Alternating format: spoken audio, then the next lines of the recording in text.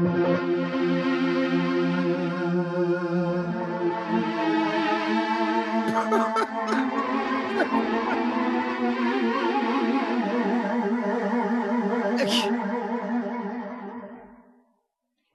right, it was a bumpy ride, but we have gone through Earth's atmosphere and we've returned. Well, I guess it's time travel. It's not planetary travel, but we are. Well, I don't know where you were taking a trip to there with that. Hey, that sounded good. That sounded like the batteries were running low in the boombox of a fucking Chinese massage parlor soundtrack. That's kind of my sound. I don't know who you are to judge it, but we are here in the future for the benefit of the future, and of course the. I guess I rubbed you the wrong way with that, huh? Just like in the massage parlor. That's right. Yeah, all right. So anyway, we're in the future now, but we're talking about what's just happened in the past. On SmackDown, I swear to God, I think that the most vindicated human being now is young Brian Jesse James Armstrong, otherwise known as the Road Double Dog D Giddy, whatever the fuck he used to say. As soon as everybody was like, oh, we hate Road Dogg. We hate Road Dogg. He's a shit. As soon as he fucking quits, says, I'm going home to spend time with the kids. This show's gone in the fucking toilet. Have you noticed that? Is there any correlation? Did he know what was coming? Well, again, like we said when he left, he never wrote his show like no one does when they work there. They wrote the show that their boss wanted. And he apparently left on his own accord. He heard something or knew something about the direction things were going, and he just said, you know what? I don't need this money. I'm going to go home. And the show has become bizarre in a lot of different ways. Well, they were in San Diego, and that's bizarre enough on its own. No, the people did not seem deliriously happy to be there like they were just a scant few months ago, right? Is it just that town, or is it's early in the day there? They weren't warmed up yet? What? San Diego's a good town. That audience seemed like they were in North Korea. They just sat there. They sat there like they had to be there. They didn't leave, but they also didn't move, breathe, or react at times. And there was some element of they booed McAfee, all right, but it wasn't like they were enjoying booing him. They were like, no, like the fucking guy on the plane with Stan Lane's balls in his face. No. I guess should I tell the story now or just leave it there? I've told the story before. I don't want to get sidetracked. We'll tell it another time. Oh yeah. So anyway, they recapped last week with McAfee and Orton and Cody and that whole thing. They reminded us of it. And then right out in the back of the building, Aldous tells Cody, don't put your hands on McAfee. That order comes from above me. So again, they're acknowledging this and trying to work it in, as they say. And should we mention that, I don't know that we did on the last show when we talked about it, that when Cody had come back out and cut that fired up promo, that wasn't originally on the schedule on the format last week. It was an unscheduled promo, they're saying now, and he got a chance to go out and vent a bit. Was it a call on the fly? Did he go back there and say, hey, I just spent goddamn 10 minutes laying on my fucking back in the middle of the ring with you guys beating on me while you talked me to fucking death? Did he demand it, or did somebody else say, oh, we got to save this somehow? I would almost think it's more of a Triple H thing. They shoehorned McAfee into my creative, and then he went out there, got on the mic, and said everything now sucks. It should go back to the way it was 30 years ago, and the reason we can't sell tickets is all of this. That's what he said. So I think they said, what the fuck? Like, he didn't just turn heel. He decided to turn heel on Gorilla. He turned heel on them. And, and now there's controversy over who it was that told him he could say that, because there was allegedly a writer attributed to the segment, although that thing was ghost written by everybody. But they did. Apparently, somebody told McAfee he could say that shit, but nobody in creative knew he was going to say that shit. And so far, we have not officially heard who told him to say that shit. And here's the thing. I love, God damn it.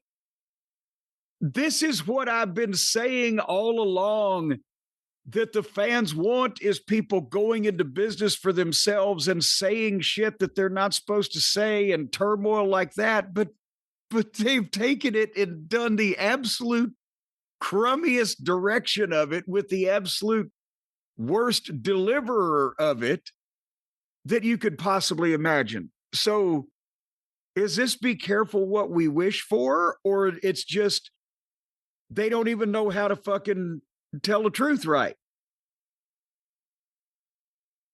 That was profound, wasn't it? It was very profound. I think we're going to find out about a lot of this on WWE Unreal at some point in the future, but not that it's the same thing, but remember, Travis Scott slapped the shit out of Cody Rhodes because The Rock told him, just go out there and if you're going to do it, make sure you really do it.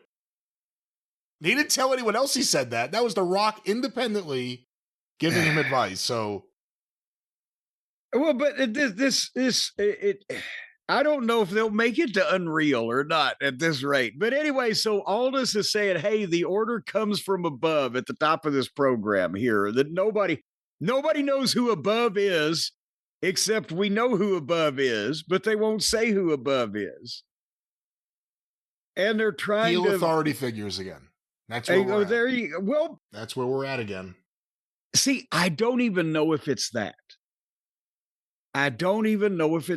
I'm wondering if Ari and Mark and Nick and these guys, Dwayne, but if he was going to show up, I think he's staying far away from this. I think he realizes he don't need this.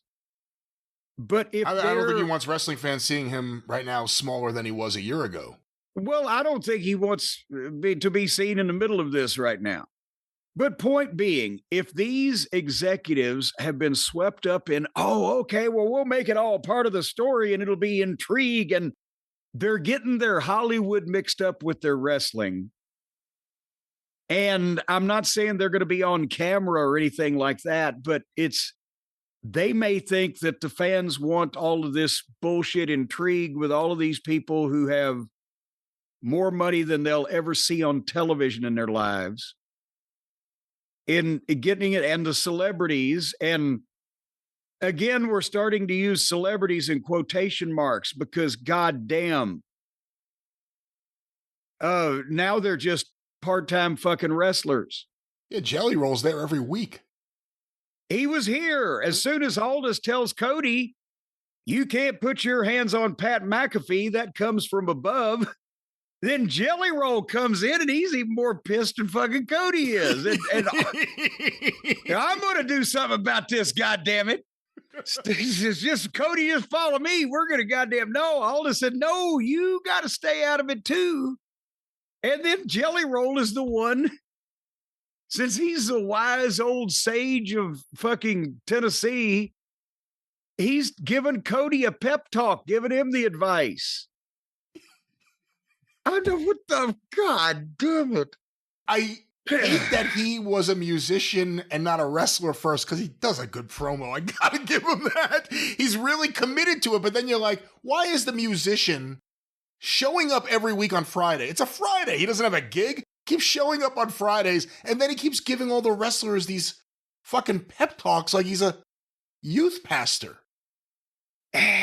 And well, it's not even joke about things like that, because I'm not saying it like in a dirty way or anything. It's just, it's you never know about these things. Who knows what we're going to be finding out? Because and here's the so thing. now you're saying it in a mentioned, dirty way. Okay. You said fucking Jelly Roll like you wish he'd been a wrestler because he cut such a good promo. I'm thinking, look what he used to look like. And I'm going to pop you and 3 other people in the world. He's from Tennessee. Look at him now, what he used to look like, and tell me that he couldn't be the illegitimate son of Ronnie P. Gossett. I don't know. That doesn't disprove anything I said. It may be it may have been impossible on a sexual. I don't know what woman. Ronnie spent a lot of time in Tennessee. I'm just saying that I think Jelly Roll's last real name. Well, I don't know if that was Ronnie P. Gossett's real name. Again, folks, just Google a picture of Ronnie P. Gossett in the USWA in 1989. No. I would say don't do that. Go to YouTube and search for Ronnie P. Gossett in the USWA 89, 90, 91. There you go. 1990 with all the monsters. It's ridiculous. There you go. Jelly Roll's father. Feuding with Burt Prentice. What a feud that was. Oh, good Lord. And made Burt look svelte. All right. So back to this fucking fiasco. That's the way they've set this show up, is that Cody's there and McAfee's gonna be there and Jelly Roll's there, but they're not allowed to touch. They're getting into AEW territory. Also, right, with as well, nobody's allowed to interfere at specific times. Well, if you can stop it then, you can stop at any time. Now they've just said, well, if the fucking boss of the company just said nobody's allowed to fight, they could never fucking fight. So then we're going to skip over a couple of things and just hit the interesting parts of this program. Now, I don't even know about interesting being a proper word, but you can't see Rhea Ripley now without seeing Io Sky. Rhea does the in-ring interview, and it's about Io. You attacked my Io. Io. And then Io came out with constipation face, and they set up Io and Jade in the main event. But Christ, I thought when they broke up the team and put Rhea back in the title picture, we didn't have to see this little conjoined twin hanging off of her fucking hip. Nope. It's not going away. And then Bayley wrestled Alexa. And then there was a lot of stuff backstage. And then we get to Royce Keys. Brian, who could have thought? The guy's got a great backstory. He grew up in poverty, but he had the family that took care of him, but he's been shot, or his brother was shot, or the story that he tried to tell once 4 years ago on AEW, and then they fucking switched him heel. I don't know, whatever the fuck. Here it is. Here was the video. He's from down the road in East Palo Alto. And they had the family pictures and the story, and basically they have told his true backstory that was true when he was Powerhouse Hobbs, but in 2 minutes they conveyed more of it here than they did in 5 years in AEW. Or am I just imagining this? No, there was some production behind this. There was some time, obviously, they put in putting this together. I thought it was really well done, and we have not seen him at all. Royal Rumble, and then they promoted him being on Stephanie's podcast because that's obviously a priority. And now this, I think the video was really strong. Doing it in his hometown, or as close to it as you could be. Great idea. I don't know if I would have had the match go as long and be as competitive, because I don't think that served anyone, but other than that, this was a promising debut. Well, and the match, and we don't want anybody to think it was 20 minutes long or whatever, is him and Berto, who's partners with the other fucking guy. I forget who, aren't Garza. they? They have, yes. And they're, yeah. He was just there, but at the same time, Royce did the power stuff. Then The heel distracted him. The other heel posted him. They got a little heat. He made his comeback. He nailed the other heel. He hit the spine buster. Boom, 1, 2, 3. It was okay. There was nothing wrong with it. And I don't even know, honestly, if it was the fact, or as you said, that it was long. It wasn't too competitive. It seemed longer than it was, and it seemed more competitive than it was, because I think he's got to loosen up. Hobbs. I'll get used to Keys later on. He needs to show more aggression in his body language and in his emotion. And remember when Jacob Fatu first came in, he was getting ready to be a beast unchained. Right now they've cleaned him up and buried him. More on that later. But since if Hobbs had been more and had more of that old fucking, attitude era type of fire to him, then even if you get posted and you're down, you've still got to try to be fighting your way back up. And when you're on the offense, there needs to be more oomph and more urgency in your body language. I think that's what he was missing here, that made it seem more competitive or a little bit longer than it actually was. Does that make sense? It does. And again, they also brought him in as a babyface, and video aside, in the past, from what we've seen of him, he is stronger as a heel, so maybe this is also an adjustment. Well, I would think he's been hopefully trying to adjust in the PC somewhere. But I'm not talking about being an animalistic heel type. I'm just talking about being a badass. They want to see more, or at least if he's going to start out, fucking big and strong, but kind of calm, then they need to have a point where he snaps. There needs to be a big transition, because something needs to happen. What gets under his skin when somebody's gouged his eyes the third time? Well, goddamn, now you've gone too far, whatever. And then he snaps, because he needs to just, when he's making that comeback and he's hitting all that shit, he needs to be more oomph. Anyhow, speaking of more oomph, Pat McAfee pulled up in the back, Brian. Do you have a cold drink? Do you have a pillow for your chair? This is going to be a while. Are you all comfortable? Yeah, I have a cold drink, and there's no pillow for my chair, but yeah. Well, I'm just saying, if you're, I want everybody to settle in, because we're going to be here for a while, because McAfee got more television time than Nixon did during the fucking Watergate hearings. So McAfee pulls up, and Aldous tells him, because he asked, yes, I've spread the word, nobody can touch you. And then Jelly Roll rolls up, and Jelly's hot and asking McAfee, did you tell Randy to RKO me? You shouldn't even be here. You're not a part of our business. Or is it that was McAfee said? Was McAfee said that? I can't remember. I just jotted down, not a part of our business, ? But Jelly Roll jacks Pat McAfee up against the wall, and Aldous is separating them from this argument they're having.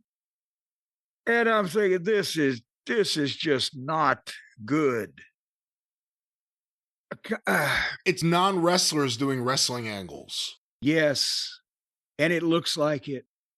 It looks like the wrestling school local cable access TVs you see, or even OVW in current day.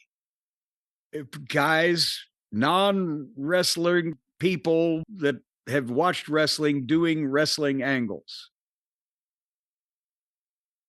But it was 9 o'clock, so the McAfee's the ratings juggernaut, Brian. So that's why they sent him out to the. And did you hear that apparently this was even changed? Originally, this was the information that's floating around the internet.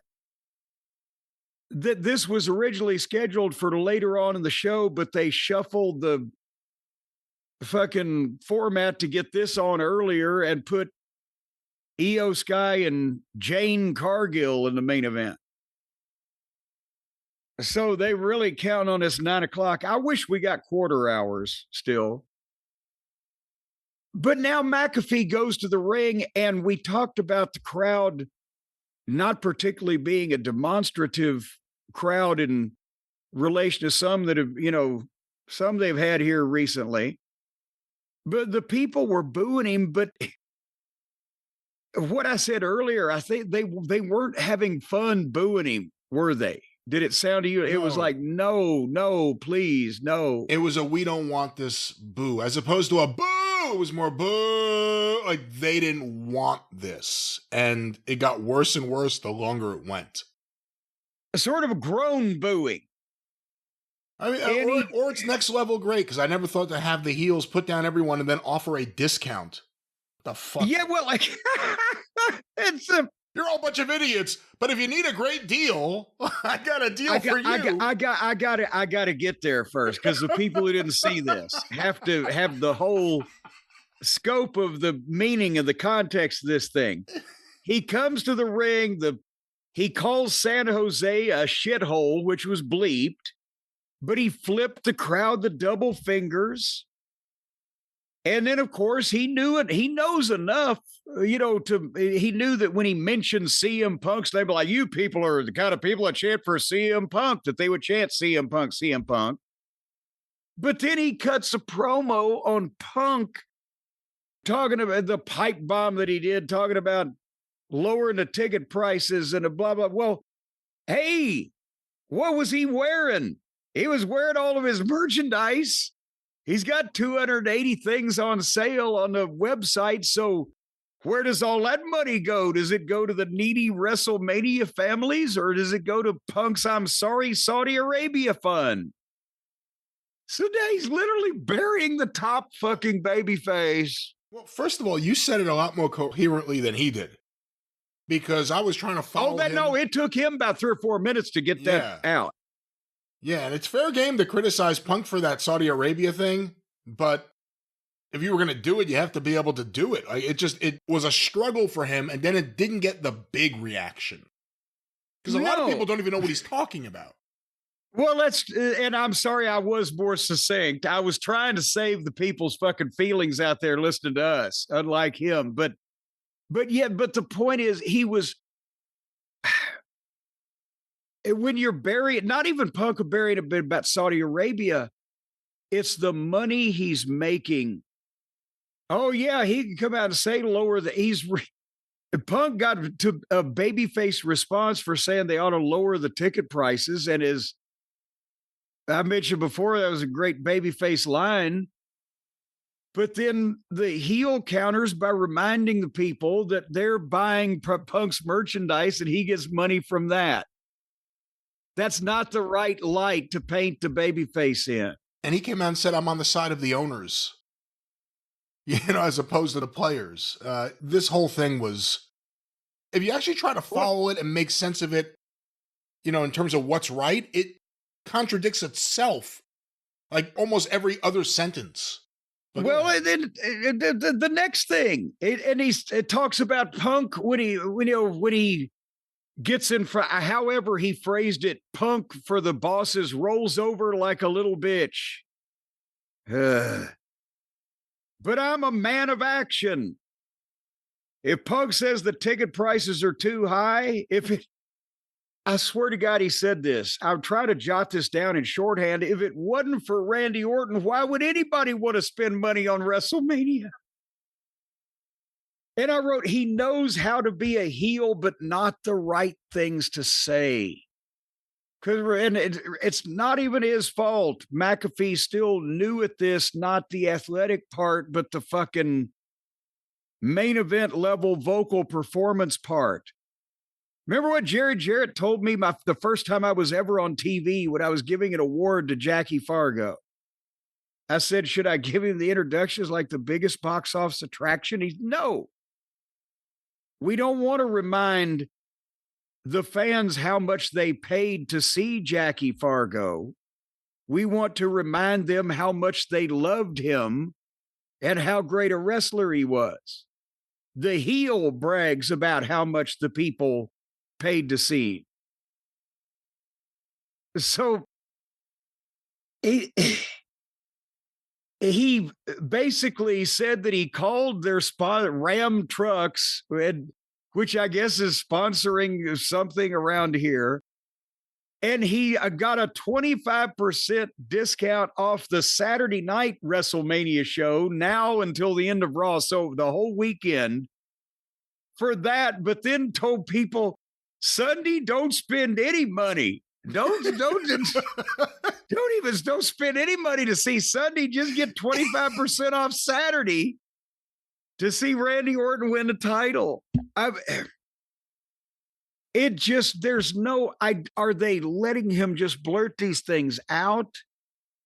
Or is again, Ari Emanuel, who is his agent and chief, president of his fan club, is he so, yeah, say shit like that? Because Ari Emanuel, they don't understand the exact intricacies of wrestling logic. And I don't know who is not the one that doesn't understand this. But somebody doesn't understand this. So before Cody comes out, tell me what you think so far. I was waiting to see what this was going to be because they saw the reaction it got from everyone last week. And I was everything he said, I kept getting more and more blown away. I'm like, oh my God, when he buried the idea of paying for Sunday, which on its face is ridiculous because if you're going to Vegas for Saturday, the whole idea is you're going to do both shows. Oh, yeah. But again, he's burying the baby faces, he's burying the fans, and then he's like, let me give you this great deal from our sponsor. It buries the sponsor. They didn't think of that. It buries the sponsor. And then it also reeks of desperation. We're a week away from WrestleMania. 25% off for a ticket. It'll be 50% off in the middle of the week, I bet. They should have got Don West to come out and do a home shopping fucking thing in the box in the corner of the whole show. And now it's 82% off. It's until the end of Raw. Who's going to show up on Raw and offer a different discount? I mean it. It's either has to be Punk, right? It has to be a babyface. Punk, maybe Cody, but probably Punk. But someone has to be a babyface and go, this discount lasts the rest of the week. We're not going to let Pat McAfee take this discount from you. But here's the point that I was going to make more He doesn't know what to say, though. He doesn't know. You're right. He doesn't know what to say. And that's the point I was going to make. And when I went off on a tangent, I'll make it more succinctly. After he cussed the people and he's obnoxious and he had been droning on for a while at this point, by the time that he got to announcing the discount, I was thinking to myself, the average person has to be going, fuck your discount. Take your fucking discount and shove it up your ass. I wouldn't see you for free, motherfucker. They booed him in the building when he announced this discount for this event in another city. When the heel announced this deal for other people somewhere else, they booed him. So anyway, then that's when Cody's music played. Yes, folks, we're still going. And he got the big entrance and the people didn't go nuts. Like that, it's a part of a pattern. I'm not saying he's the only one, but it wasn't the whoa that we were getting just until recent times. But he did get a pop with when he said, Pat, I don't think you belong here. And boy, that kind of is what everybody's thinking. And he did the only promo that he really could do in this. You are a play wrestler doing catchphrases from 30 years ago. We need to get you a replica belt and let you do your favorites entrance and then go back to whoever stuck you in here and say, thank you, Daddy. Because Pat McAfee, the modern day George Goulas. Except who would have thought that Ari Emanuel would be Nick? So then Cody says he quoted Paul Bosch because now they're trying to do the inside stuff too. And he said they're not marks, they're customers. But Cody did, because you could tell, because he's probably trying to have a healthy outlet for the pissed offness he must have now. He could have fired up promo, and basically when you grow up and everything you have is because of the customers, they're my family, point at the fans, and defended the our business somewhat from this interloper, and then said for the first time ever, the entire wrestling fandom agrees they don't want to see you at WrestleMania, Pat. They want you to go home. And the people like, go home, Pat, go home, Pat. And I thought, oh, that was a great way to end. That wasn't the end. Did you think it was the end, Brian? I thought it was the end. I thought that was the go home one. Yeah. It wasn't the end. Because then Pat said, I am home. I was born to be here. And then he points out that Cody is the fakest dude on earth. His fake tan and his teeth and his hair and a $10,000 suit and a cosplay chick. Anything he can do to drive a wedge in between Cody and the family of fans that he has just roused up with his promo, McAfee is just completely shredding. And he's got a message for Cody and his inbred family. If Orton doesn't leave WrestleMania as champion, you'll never see me in this business again. And the fans start chanting, go home, Pat, go home, Pat. And I'm thinking, wow, that was a pretty strong thing to end on. They didn't end. It wasn't over yet. Was it over, Brian? That wasn't over, and also the stipulation all but promised that Pat McAfee on this show isn't over either. Well, exactly. And they have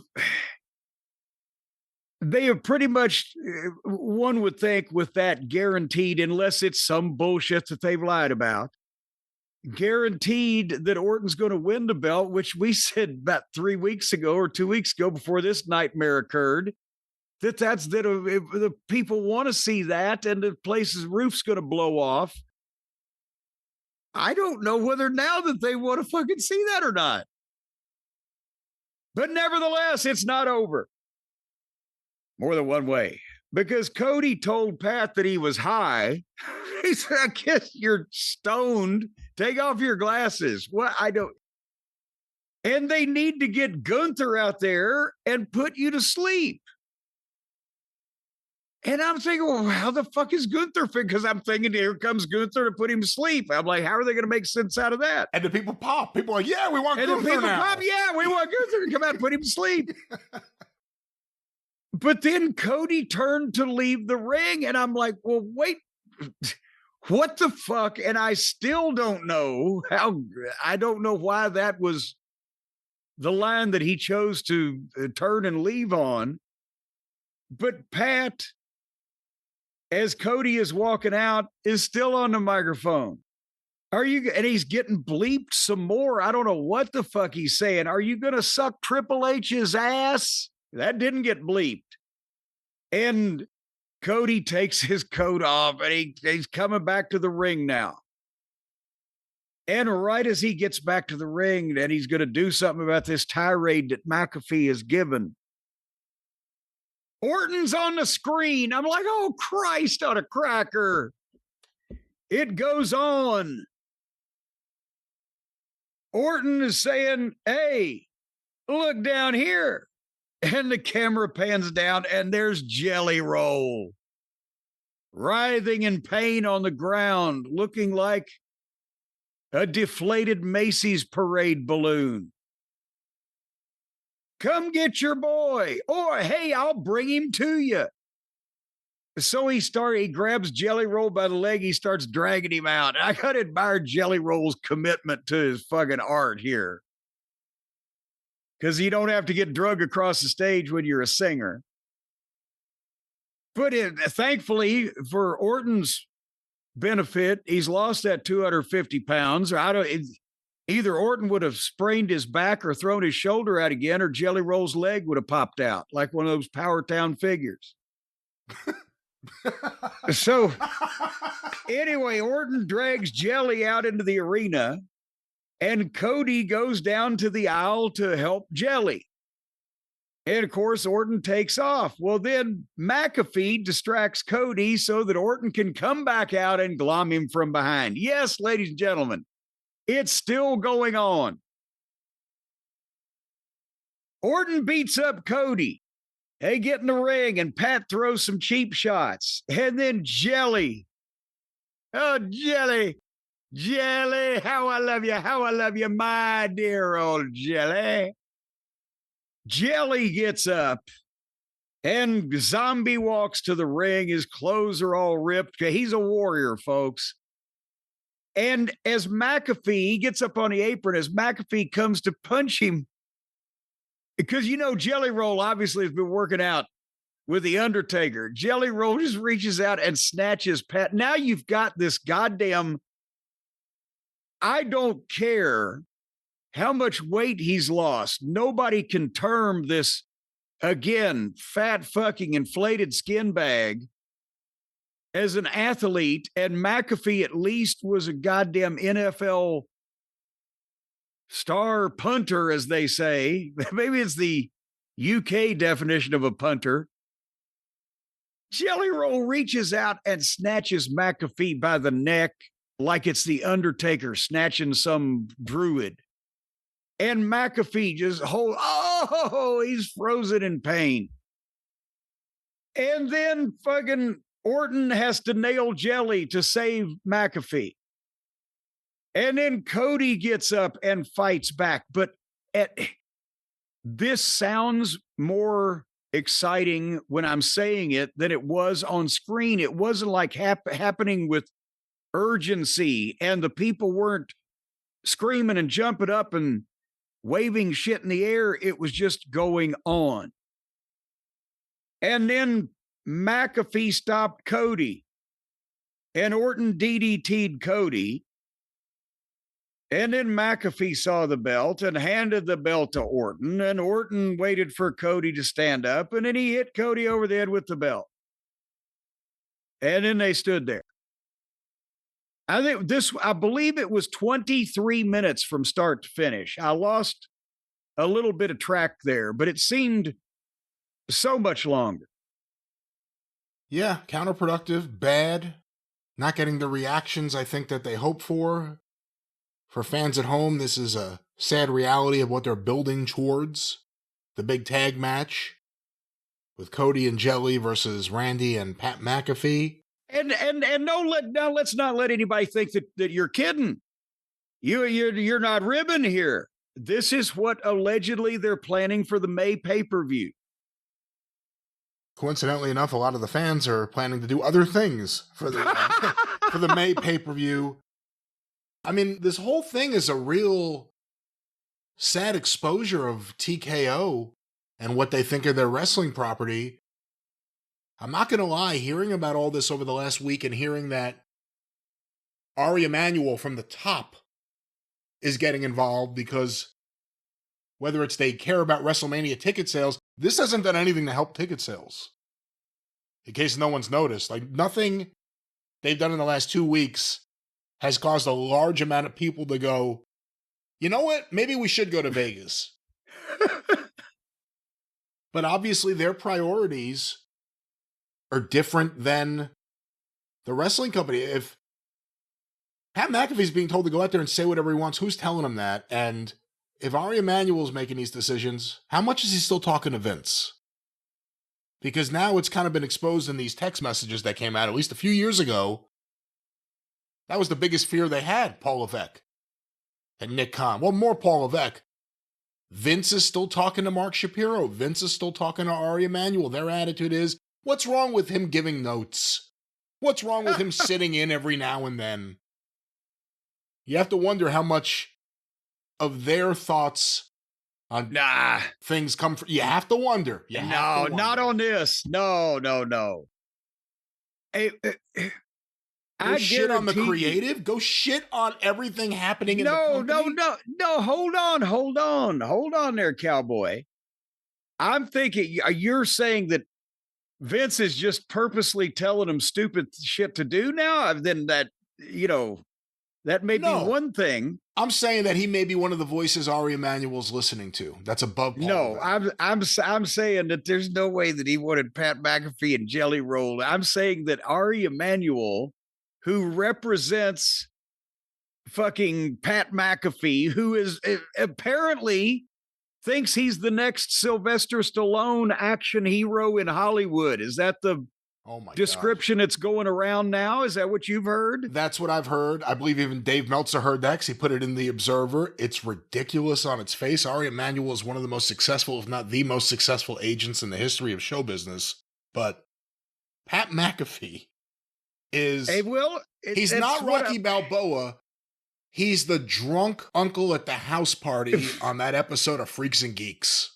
Whatever the case, the fact that all of the sudden, as they say, here comes McAfee and he's at everything, and Emmanuel is his agent, and Jelly Roll, you don't think because for whatever reason, this deformed cretin sells this amount of music, they want him under control where they can somehow plumb the depths of his worth to their corporate bottom line. And so they're getting them, and he's a wrestling fan and he's living his dreams. They're getting them all in this goddamn thing. And they're going to figure out a way to make $20 billion with a 4-way all-male gangbang video with Jelly Roll, Pat McAfee, Cody Rhodes, and Randy Orton, with a special guest appearance from fucking Nick Aldis. Nick Aldis? Leave him alone. What did he do? He's got to bring in all the fucking dildos. So in terms of who Ari Emanuel's listening to, what about Dwayne Johnson? I don't think Ari Emanuel's listening to anybody. I think he is the reason why, because he likes Pat McAfee, and he has put Pat McAfee in this. Because now they've got the bug. They got the booking bug. They've got the Hollywood guys have finally gone Hollywood on wrestling, and they think they can do this too. And then when they heard that there was controversy, you talk about the higher ups, and yes, this will be great. We'll get all kinds of talk on ESPN. I'll tell you something. Every single time Pat McAfee talks WWE or has a WWE guest or performs as a heel on his show on ESPN, I think he loses fans. I don't think it's the other way. He's not a heel. He's not a good heel gimmick. He is a good rah-rah cheerleader kind of. He's a cheerleader. He's a cheerleader. Ex-jock fan, color commentator, softball questions, doesn't ask anything difficult. He's a soft landing spot for WWE if they want to put something out there. They know they can go to Pat McAfee and he'll play ball. But I mean, just as a wrestling gimmick, it's good. It's okay if he's the energetic, I love the WWE and hey, yeet, yeet, all that. He's personable in that way. As a heel gimmick, he's fucking rotten. Fucking rotten, says somebody he knows might say. You know what we need, Brian? What do we need? We need something that can give us a kind of a McAfee-free experience when we're watching these television programs. I wonder if our friends at Surfshark can do that. They can give the Canadian fans the commercial-free WWE experience on Canadian Netflix. They can give all the fans the commercial-free experience on the Canadian Netflix. If you do it right, can they give us a McAfee-free experience on the Surfshark service? I don't know if that's exactly how it works, but This is a good time of year to remind people about Surfshark and their service because WrestleMania is coming up, and of course, it's a pain in the neck in the States to go to the ESPN. Go to ESPN on the Disney app and pay $30. Well, I thought it was the Disney on the ESPN. It's ESPN on the Disney. Well, now that's why they've got R-Truth in the little Lucy psychiatrist box from Peanuts, telling people how to sign up for this thing that we don't even remember what the name of it is. That's another great You don't idea. need to worry about that. Yeah, let's take our craziest character and have him explain to people how to order the pay-per-view. Great idea, but like you said, you don't need to worry about it for once. You can have all the benefits of a WWE fan in Canada. But without being in Canada, because you got to go to surfshark.com and then they'll put you anywhere your little heart desires. You want to live on a South Seas island with a tropical breeze blowing in your face and the sand between your toes and the topless lady giving you the Mai Tai. Well, then all you got to do is go to surfshark.com/JCE and you're going to sign up and they're going to send you to the South Seas, metaphorically speaking, and you're going to get 4 extra months of Surfshark VPN for doing that. Because not only are you going to be able to get access to all these various streaming services that for some reason or another block you out. You know what I'm talking about, Brian. You know what I'm talking about. Just because of your geographical location, sometimes you get screwed, blued, and tattooed, dicked by the dangle dong of destiny. Just because of where you live, I say no. I say fie upon you, sir. Surfshark will fix you up with a brand new abode somewhere that's not discriminated against, like Cambodia or British Columbia. So Canada. go to Surfshark. Canada. Well, yes, various places. That's where British Columbia is. You didn't know that? Well, you started with Cambodia. That's what made me want to stress that we're talking about Cambodia, they don't discambodiate against anybody over there. They're a very free living society. I don't know how they do streaming over there, but let's get back to the point here. It's called Cambodian streaming service. Once again, Netflix in Canada. Canada, we know for sure. Yes. Well, we know for sure, but the thing is, for people all over the world, you can figure this shit out as you go. Secure your privacy too. They're not going to let the people in your walls through those cables to harm you or your family while you're asleep or get inside your computer and look at all your naughty pictures. So surfshark.com/JCE, where if you go and sign up with the code JCE, you will get 4 extra months over and above what you're signing up for just for using that code.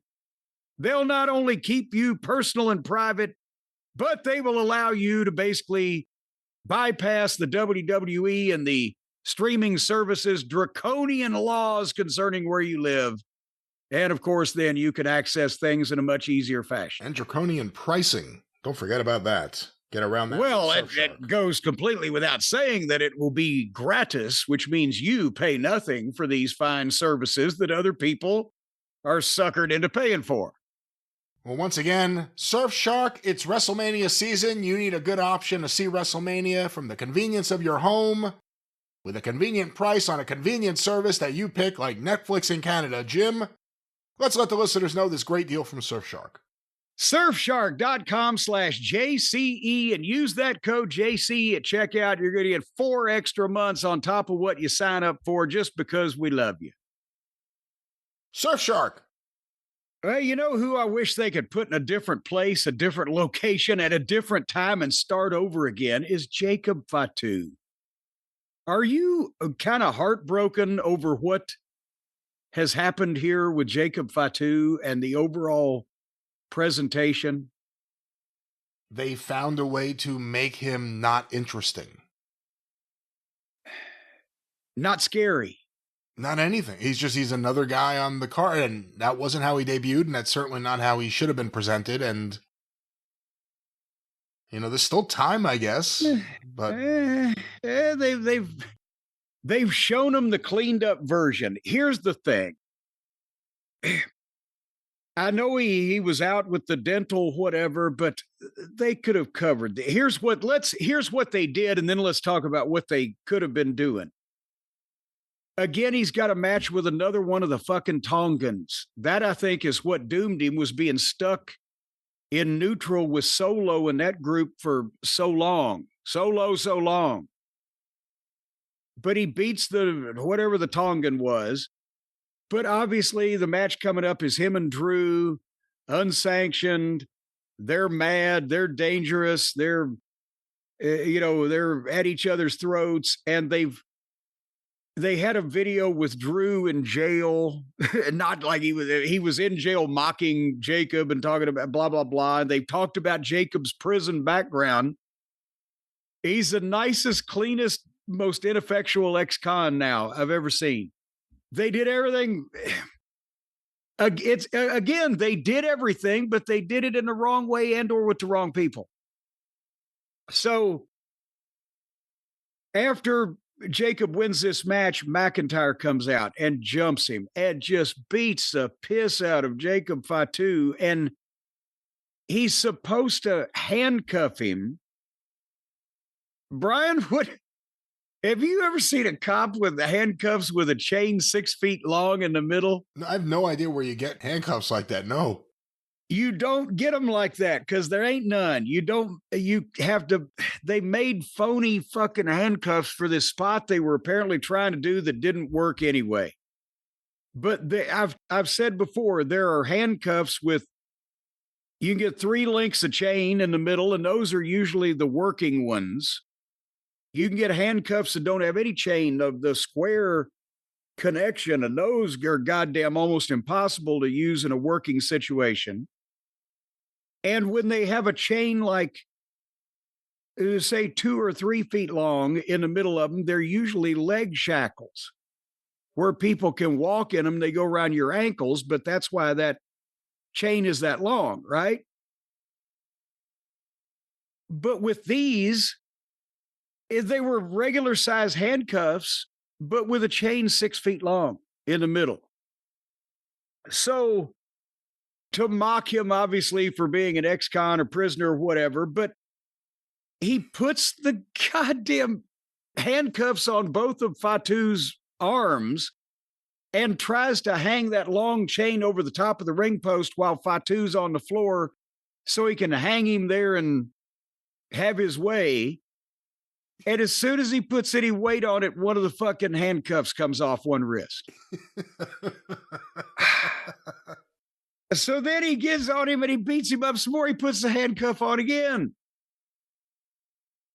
And he's tried to do the same goddamn deal, and it came off again. And then he's still supposed to apparently get more heat or do something because he tries to get him down on the floor. And now he's trying to, like, he's handcuffing his fucking hands behind him. Well, there's a 6-foot chain. But Fatu's trying to act like that his hands are handcuffed behind him. But he's not fully committing to acting like that because he kind of knows, but he's still trying to keep his arms behind him while he's not fucking. And then Drew whips him with a belt.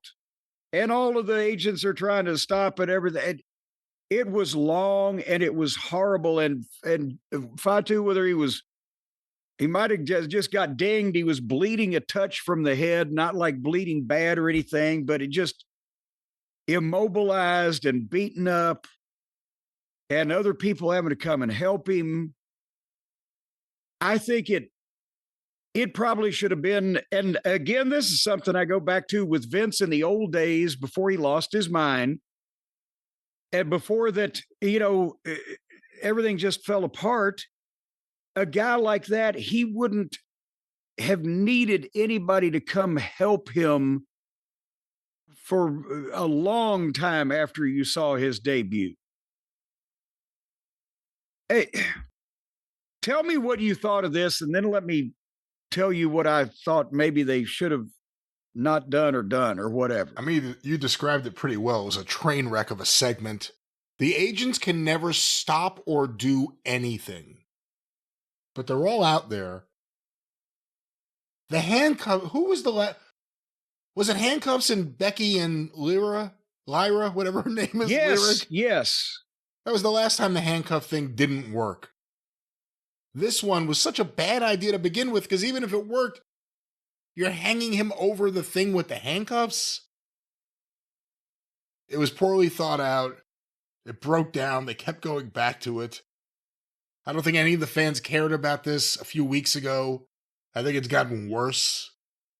This is, again, like Hobbs, close to Fatu's hometown. And I don't think the build to this match has done anything for either one of these guys, actually. Once that Drew's a non-entity right now. It doesn't feel like this feud matters.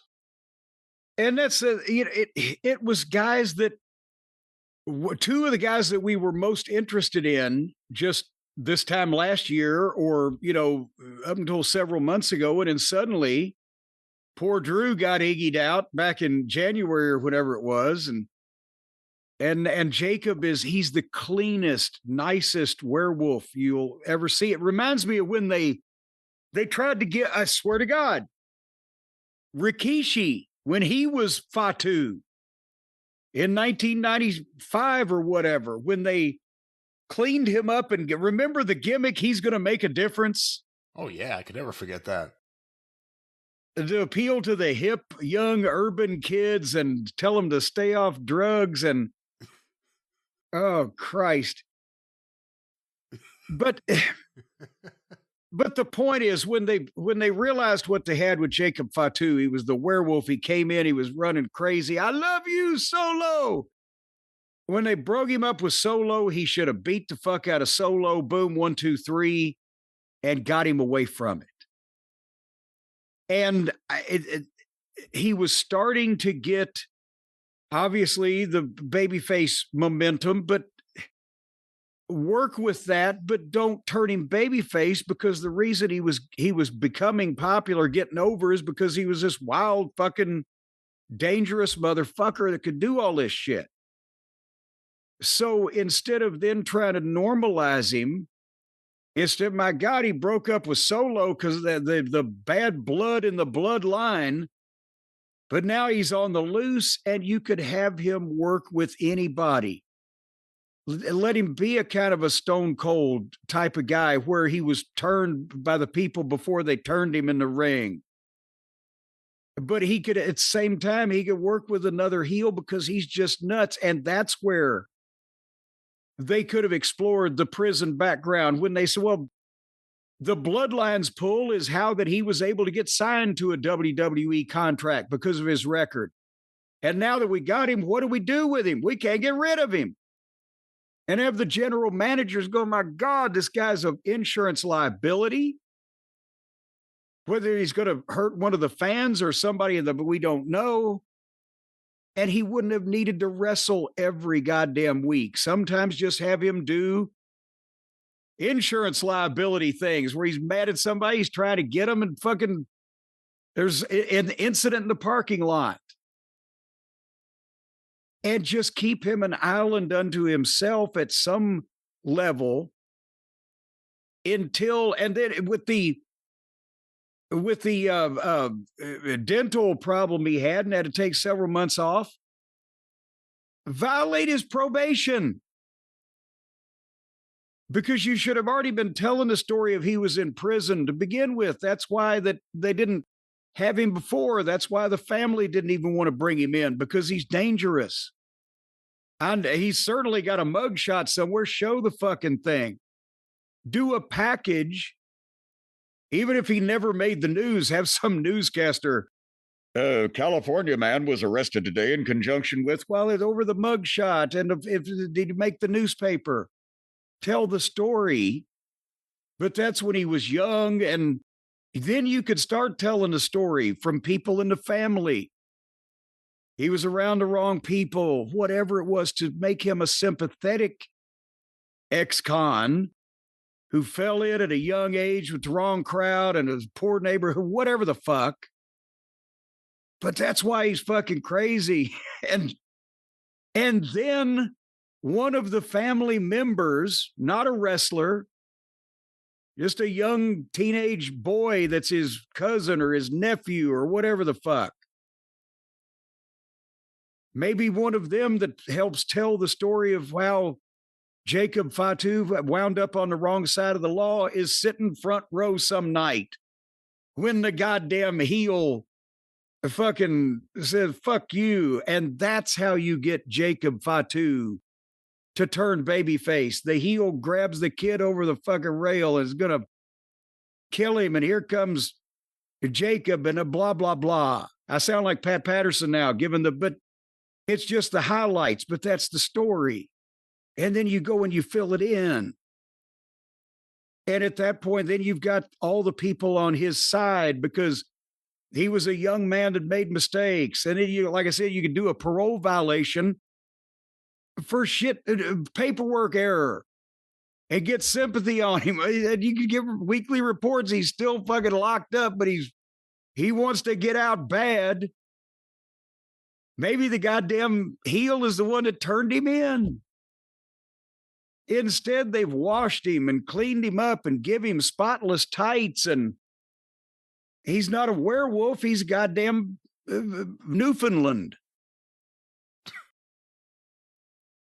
I've never heard that comparison before. Well, see? Does what I'm saying make any sense to you? What you're saying is worlds better than what they've done, although I would replace the teenage kid with either an old lady or the Tonga kid. Get him a Well, I didn't want to beat up an old lady. No, you get like some old worker who could just take a bump over the rail. One last payday. There has to be another Mae Young somewhere. A Samoan Mae Young. Hey, they did that with goddamn who was it? Was Eric Weingeroff, George White, when in ICW in Lexington at the high school gym they used to run. They did a deal where the heels were wrestling George Weingeroff, and Eric is George's little brother. And at the time, he was only like 14 or 15. And as they're beating up the baby faces, I can't remember who the heels were. Savage may have been involved, rolls out and grabs Eric Weingeroff and rolls him in and starts kicking his shit out of him.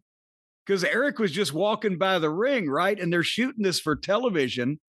And they're going to explain what happened, when they voice it over later. But what the people saw was his fucking heel just rolled out and grabbed this kid from walking down the aisleway and threw him in the ring and started kicking the shit out of him. And it started a riot. They thought he's grabbed one of us. And they fucking hit the ring and a blah, blah, blah. So, but, now that's been overdone too. But you can always tell when it's set up now. Nevertheless, poor Jacob, we knew him well. But now he's just blah. And that had to be gimmick handcuffs too, because if you close legitimate handcuffs, one click, they ain't coming open. So I don't know where they got this fucking bad special effects. That's what I didn't think about. Brian, when I did my ring worn and ring used sale, I still have like 2 or 3 pair of handcuffs from Smoky Mountain Wrestling's Rage in a Cage fucking match. I should put those up for bid somewhere. Yeah, that's pretty cool.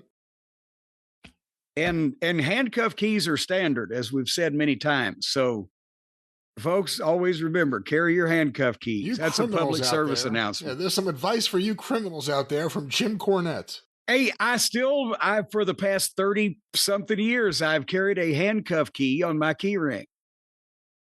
But if they arrest you, they're going to take away your keys. Well, I might have to get somebody else out of something. Oh. Now, that's just being a good friend, actually. See? There you see? Good. All righty. Speaking of good friends and better enemies, Sami Zayn, then at 10 o'clock on this Eastern on this episode of SmackDown, came out to the ring and started cutting a promo, and I was about talked out. And I got to be honest with you, I was going to zip through the whole thing, but Trick came out with Little Yachty, and I just love them now. They're a pair to be reckoned with. And it's the way they know what they're doing here, and they're doing a very good job of this because Trick was a heel, but people were starting to like him. And Sammy's a babyface, but they have been slowly telling the story of how Sammy's just kind of an insufferable little thing and people are getting tired of him. They were booing him as soon as he started talking. Exactly, because now it's registering. And I think after last week, they've got the idea. Yeah, Sami. So Trick and Yachty come out and said, people are tired of hearing you talk, Sami. And they're like, yes, yeah. And Trick cut a great promo on Sami and ended up getting cheered for saying, I'm going to beat you. And Sami responded, he's not cutting a heel promo, but he's cutting he's just an annoying little fucking asshole that the fans are not going to like. He's not trying to be a heel, but he is being one, if that makes sense. And then Yachty cut a promo on Sami that was pretty good. I like little Yachty. They're great together. I think, again, I believe that they ought to fucking sign Yachty to be old Trick's, fucking whatever he is. Hype man or spokesman or rap man or whatever. And then they just played Matt Cardona's music and okay, they went to break and I don't care. And they had a match. But that was the promo segment. The fans didn't care too much about that match either, but I understand there was a sighting of a human piece of broccoli in the second row chewing its cud while this match was going on. I understand that too. I saw what you retweeted, so I understand that's indeed the case.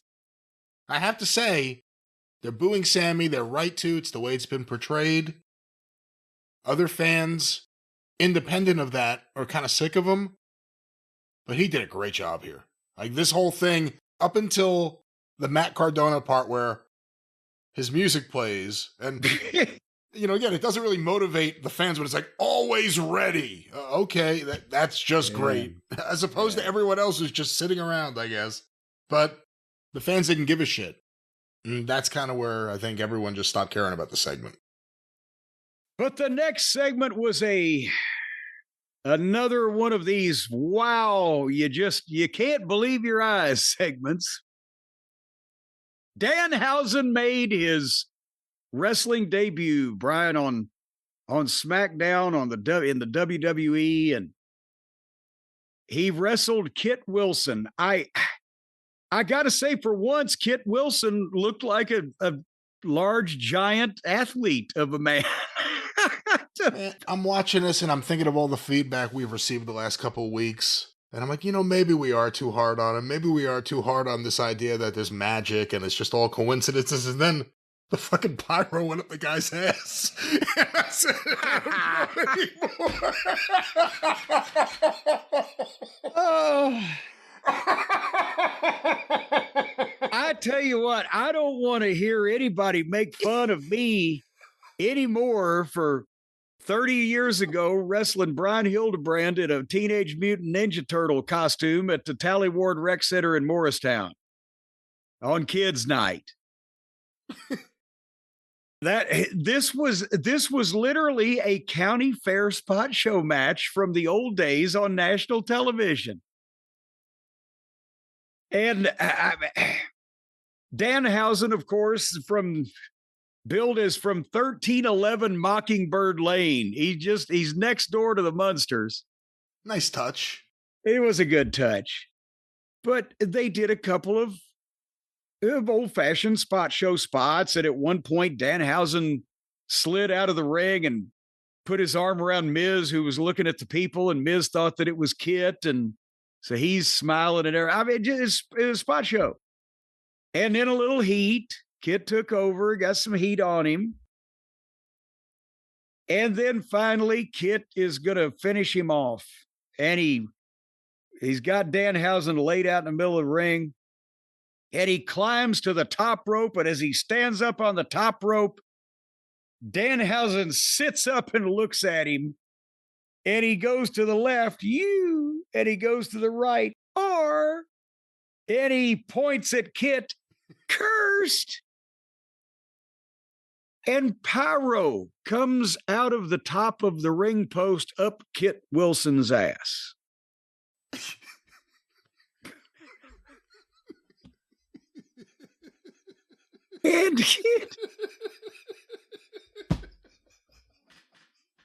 And Kit Wilson, of course, reacts as anyone does when pyro is blown up your anal orifice. And he fucking goes, woo! And he jumps up and he crotches himself on the top turnbuckle. He jumps up and he falls down a crotch first. Woo! And then he falls in the ring. And then Miz pops up and Danhausen spins around and gives Miz an eye poke. Blink! And down goes Miz. Whoop, whoop, whoop, whoop, whoop, whoop, whoop, whoop. And then he kicked Kit Wilson in the head, which apparently is his finish.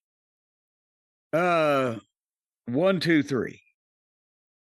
Jesus Christ. Needs a better finish. That was my big thing. There could be, well, I don't know that we should say he needs a finish. I'm hoping he's not going to be winning that many wrestling matches. But yes, the magical pyro up the poop chute spelled the end for young Kit Wilson against Mockingbird Lane's contribution to the wrestling industry. Danhausen.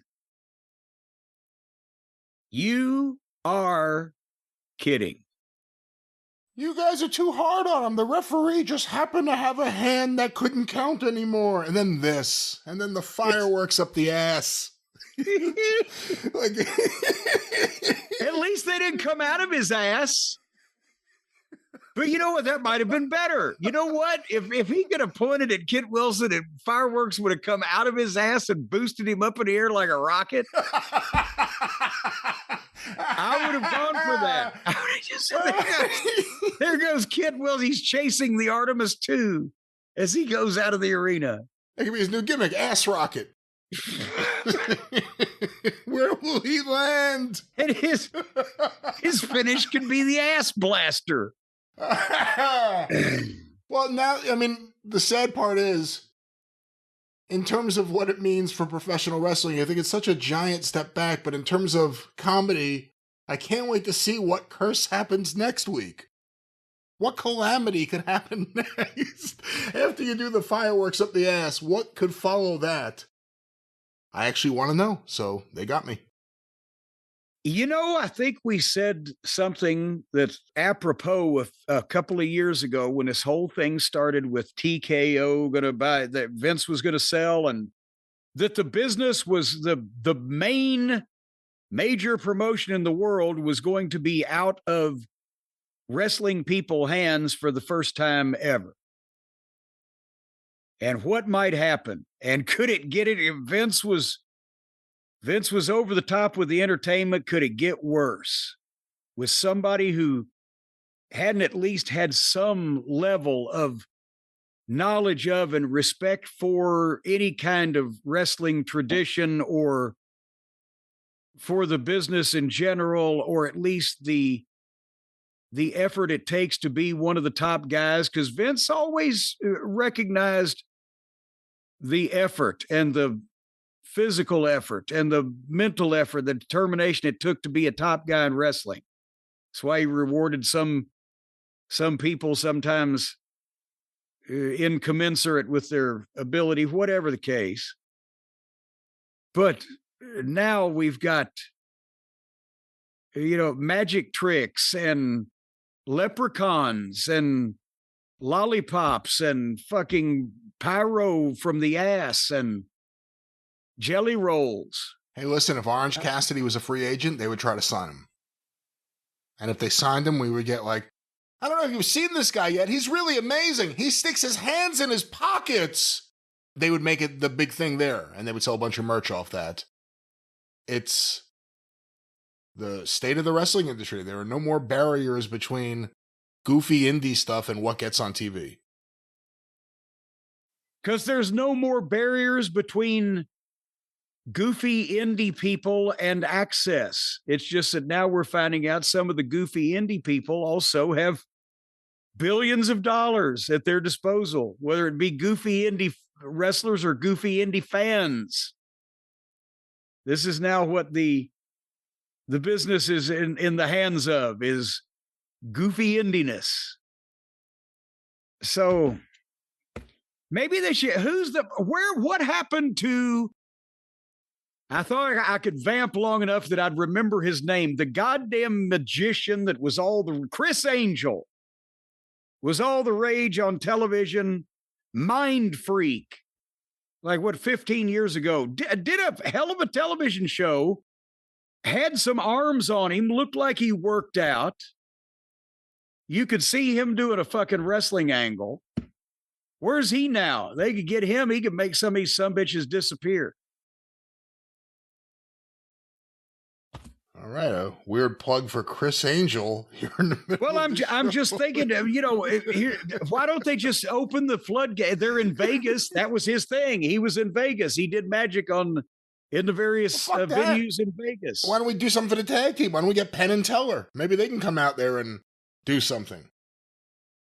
Actually, I think Chris Angel is more hip and young than Penn and Teller for this, modern hipster crowd we got going on here. I don't know how hip and young Chris Angel is in 2026. Penn and Teller are timeless.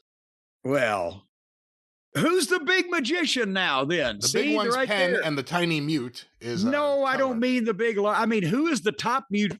Top musician is I don't know that. Who's the top magician in the world today? It used to be like, we know it's David Copperfield, or it's fucking David Blaine, or it's this guy or that guy. Who's the big head honcho today? Copperfield was in trouble already, and then they found out he was in the Epstein files, so he's completely done. No. Oh, yeah, he was. David Copperfield? I saw him David Copperfield. That's right.